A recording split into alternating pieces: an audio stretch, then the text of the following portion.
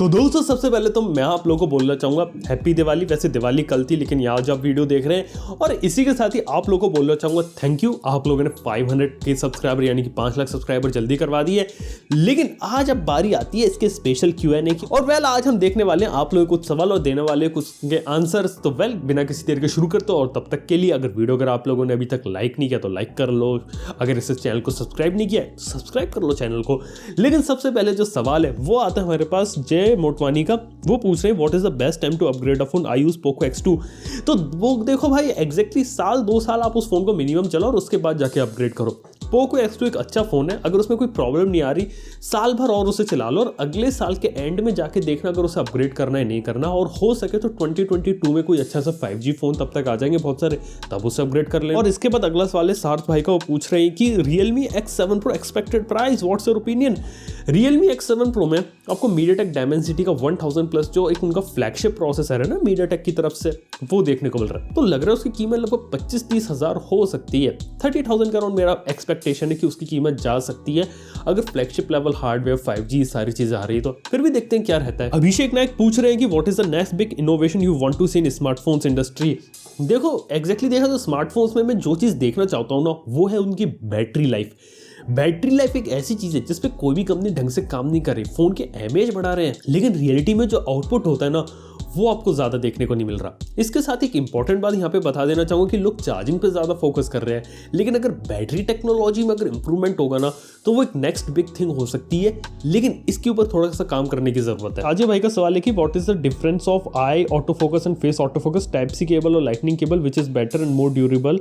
Also love you. तो love you भाई, thank you आप क्वेश्चन पूछने के लिए। तो यहाँ पे बता देना चाहता हूँ आई फोकस में क्या रहता है कि आंख को ट्रैक करके आई को ऑटो फोकस में रखा जाता है, यानी कि आपकी आंख ट्रैक करेगा और जहां भी अगर आपकी आंख होगी ना तो उसके आंख की जो पूरी प्लेन होगी ना उसको फोकस करेगा। इससे जो प्लेन ऑफ फोकस है ना वो बेटर रहता है क्योंकि आपकी आंख क्लियर होती है।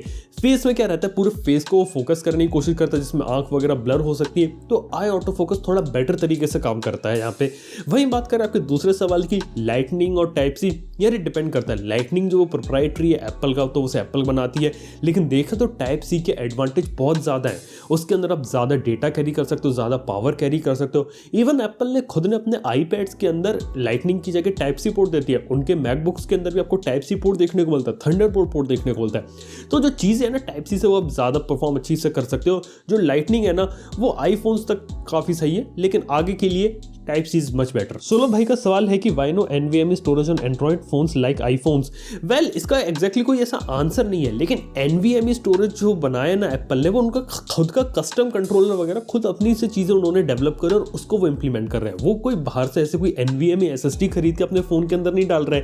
एंड्रॉइड में क्या रहता है इतनी R&D कंपनीज करती नहीं है, वो जाती है UFS 3.1 स्टोरेज दिखी वो लगा लो, ये दिख गया हाई मेगापिक्सल कैमरा वो लगा लो। अगर उसके अंदर वो R&D करेंगे खुद का कस्टम स्टोरेज सॉल्यूशन बनाएंगे ना तो शायद आपको बेटर चीजें देखने को मिल सकती हैं। और शायद NVMe मोबाइल फोन्स के लिए फिलहाल के समय कोई कंपनी बना नहीं रही होगी या बेच नहीं रही होगी। अगर इस टाइप का सॉल्यूशन अगर मार्केट के अंदर आ जाएगा तो डेफिनेटली चीज आपको एंड्रॉइड में देखने को मिलेगी, लेकिन तब तक के लिए ये आईफोन्स तक ही और एंड्रॉइड में किसी को इंप्लीमेंट करना है ना तो उन्हें खुद ही डेवलप करनी पड़ेगी ये चीज। इसके बाद अगला सवाल है रोहित भाई को पूछ रहे हैं कि अगर सैमसंग एक्सनो जैसे एप्पल आईफोन भी दूसरे फोन्स में अपने चिप देने लगा तो what do you think?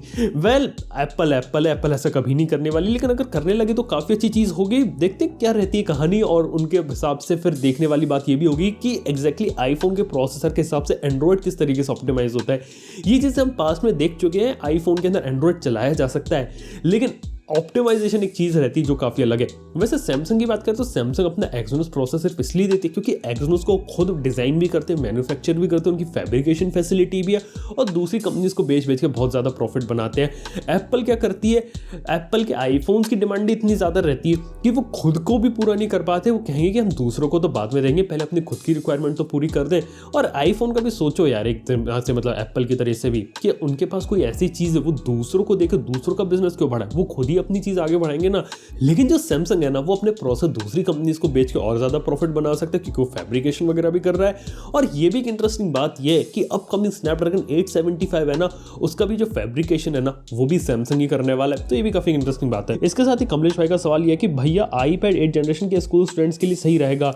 Well, अगर मैं ऊपर से बात बताऊं, बिल्कुल सही रहेगा, उसमें कोई प्रॉब्लम नहीं आने वाली। लेकिन यहाँ पर ये बात आती है कि अगर मैं हार्डवेयर पर्सपेक्टिव से देखूं तो बिल्कुल सही, डिस्प्ले अच्छा है, बैटरी लाइफ अच्छी मिलेगी, स्पीकर्स अच्छे मिलेंगे, कैमरा भी अच्छा मिलेगा, सारी चीज़ अच्छी मिलेंगी। लेकिन जो एक चीज़ जो आप लोगों को सोचनी चाहिए ना आईपैड लेने से पहले, वो है iOS का इकोसिस्टम। आईपैड ऑन पेपर अच्छा लगता है, लेकिन जब हम आपके पास अगर एप्पल की इकोसिस्टम में अगर आप नहीं हो, अगर आप कोई भी एप्पल प्रोडक्ट यूज़ नहीं करते, तो जो आईपैड है ना फिर आप उसका उतने अच्छे तरीके से बेनिफिट उठा नहीं सकते, क्योंकि काफ़ी सारी जो रिस्ट्रिक्शंस वगैरह होती है ना iOS वगैरह के अंदर, वो आ जाती है। मतलब जितने अच्छे फ्लेक्सिबल तरीके से आप फाइल्स वगैरह शेयर कर सकते हो, डाउनलोड वगैरह कर सकते हो, काफ़ी सारी चीज़ें उधर उधर कर सकते हो, जितने अच्छे से ये चीज़ें एंड्रॉइड में होती है ना, उतने अच्छे तरीके से चीज़ें आईपैड या फिर iOS में हो नहीं पाती। यहाँ पे एक छोटी सी प्रॉब्लम है। तो आप देखो, अगर आप आईपैड के साथ कंफर्टेबल हो, डेफिनेटली आप आईपैड के साथ जा सकते हो। लेकिन अगर उसमें कुछ ऐसी रिस्ट्रिक्शंस लगती हैं आपको कि हाँ ये चीज़ मेरे लिए नहीं है, तो हो सकता है फिर आपके लिए एंड्रॉइड टैबलेट बेस्ट हो। यार ये एक बेस्ट आंसर है हार्डवेयर वाइज, नो डाउट। लेकिन हाँ, सॉफ्टवेयर वाइज भी अगर हम बात करें, अगर मैं ऑप्टिमाइजेशन वाला पार्ट हटा के रिस्ट्रिक्शंस वाले पार्ट के बारे में बात करूँ, फंक्शनैलिटी वाली चीज़ों की, तो वहाँ पे आईपैड है ना, अगर आप एंड्रॉइड इकोसिस्टम है ना, तो थोड़ी सी आपको लगता है, थोड़ी सी प्रॉब्लम आती है, दिक्कतें आती हैं लोगों को। लेकिन हाँ, अगर आप प्रॉपर आईफोन यूज़ करते हो, मैक कंप्यूटर यूज़ करते हो, आईपैड से बेटर चीज़ फिर हो ही नहीं सकती। ये मेरा एक फ्रैंक ओपिनियन। और ध्यानेश्वर भाई का सवाल यहाँ पे ये है कि from where to you get more information about simple tech news? तो देखा तो इंडिया में बहुत सारी पॉपुलर वेबसाइट्स, आप उनको जाके विजिट कर सकते हो। यानी कि बात कर गैजेट्स 360 हो गई, ग्लोबल बात करें तो GSM अरीना होगी, वर्ज हो गई, इनगैजेट होगी, बहुत सारे बड़े बड़े पब्लिकेशन हाउसेज है, उनकी बड़ी बड़ी वेबसाइट्स, तो वहाँ से आपको टेक न्यूज़ मिल सकती है। ट्विटर पे बहुत सारे हैंडल्स है जो कि कॉन्स्टेंटली ट्विटर पे जो टेक न्यूज़ वगैरह होती है वो पोस्ट करते रहते हैं। तो वेल, आपको दुनिया में अलग अलग जगह से मिल सकती है। और सबसे सिंपल चीज़ बताओ, आप गूगल में जाओ, टेक न्यूज़ लिख दो, आपको भर भर के चीज़ें मिल जाएंगी। मतलब गूगल आपको डायरेक्टली प्रोवाइड कर देगा, तो उसमें कोई प्रॉब्लम आने वाली बात नहीं है। इसके साथ टोनी स्टार्क का सवाल है कि high iPhone can play 4K videos in 1080p display. काफी इंटरेस्टिंग सवाल है, क्योंकि 1080p डिस्प्ले और 4K वीडियो, तो 4K वीडियो वो चला लेता है, लेकिन वो 1080p में उसे डाउन स्केल कर देता है। अब जब डाउन स्केल करते हो 4K को, तो वहां पे आपकी जो क्वालिटी होती है थोड़ी सी बेटर हो जाती है, बिट रेट ज्यादा रहता है और ज्यादा इंफॉर्मेशन रहती है, तो आपको थोड़ी सी ज्यादा बेटर क्वालिटी देखने को मिलेगी।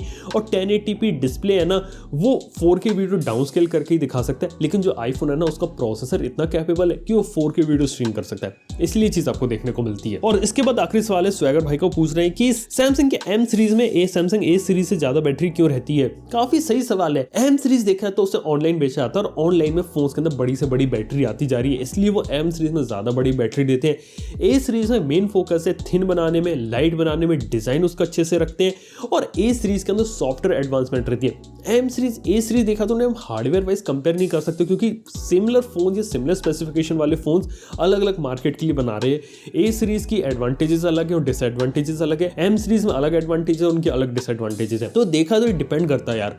ऑनलाइन में लोग ज्यादा बड़ी बैटरी मांगते हैं तो वहाँ ज्यादा बड़ी बैटरी दे रहे हैं, ऑफलाइन में लोग लुक्स मांगते हैं, सॉफ्टवेयर मांगते हैं, अलग अलग दूसरी चीजें मांगते हैं, तो वहाँ पे वो फोकस करते हैं। इसलिए आपको अलग अलग चीजें देखने को मिलती है दोनों ही सीरीज के अंदर। और देखा तो दोनों ही सीरीज इंडियन मार्केट में बहुत ही ज्यादा सक्सेसफुल है, लोग A सीरीज भी खरीदना पसंद करते हैं, M सीरीज भी, दोनों में काफी अच्छी चीजें देखने को मिलती हैं आपको। तो दोस्तों ये थे कुछ आपके सवाल। वेल, ऐसी अगर आपका कोई दूसरा सवाल है तो प्लीज अगर आप पूछना चाहते हो तो मेरे को ट्विटर पे टैग कर सकते हो, वहां पे पूछ सकते हो क्वेश्चन, और अगली बार जब मैं ट्वीट करूंगा वहां पे तो #AskTech लाके वहां पर भी सवाल पूछ सकते हो। वैसे आपका कोई और ओपिनियन वगैरह तो नीचे कमेंट में बताना ना भूलना। वीडियो अगर अभी तक लाइक नहीं किया तो लाइक करो, चैनल को सब्सक्राइब करो। थैंक यू आपका वीडियो देखने के लिए। मैं आपसे मिलता हूं नेक्स्ट वीडियो के अंदर। Good bye.